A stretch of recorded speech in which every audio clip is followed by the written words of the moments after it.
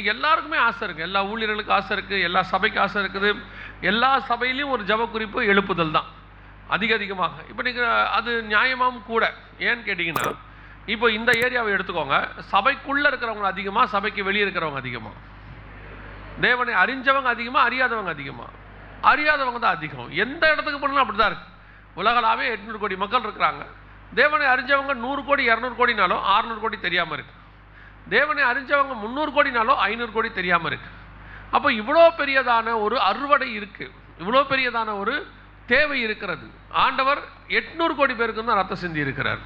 அத்தனை பேருக்கு இயேசு கிறிஸ்துவின் ரத்தம் எல்லாருக்காகவும் சிந்தப்பட்டிருக்கிறது. இவ்வளோ பேருக்கு கிறிஸ்டின்ஸ்க்காக தான் அப்படின்லாம் கிடையாது. இயேசு எல்லாருக்காக ரத்தம் சிந்தி இருக்கிறார். அப்போ அப்படி ஒரு ரத்தம் சிந்தப்பட்டதான அந்த ரத்தத்தினுடையதான கொள்ளளவு பார்த்தீங்கன்னா 800 கோடி. இவ்வளோத்தையும் தாங்கும். சில டேமெல்லாம் பார்த்தீங்கன்னா கொள்ளளவு 130 அடி 200 அடின்னு சொல்லுவாங்க. ஆனால் தண்ணி பார்த்தீங்கன்னா கொஞ்சோண்டு இருக்கும். சம்மரில் போனீங்கன்னா இவ்வளோண்டு இருக்கும். அவ்வளோ பெரிய டேம் காலியாக இருக்கும். அதே மாதிரி தான் இயேசு கிறிஸ்துவினுடைய ரத்தம் 800 கோடி மக்களையும் ரட்சிக்க வல்லது, பாவங்களை மன்னிக்க வல்லது. ஆனால் உள்ளே வந்திருக்கிற எண்ணிக்கை பார்த்தீங்கன்னா நமக்கு என்ன ஒரு திருப்தி, ஒரு சாட்டிஸ்ஃபேக்ஷன், சர்ச் நிரம்பி இருக்குது, அவ்வளோதான். நமக்கு என்ன இருக்குது? சர்ச்சு நிரம்பி இருக்கிறது.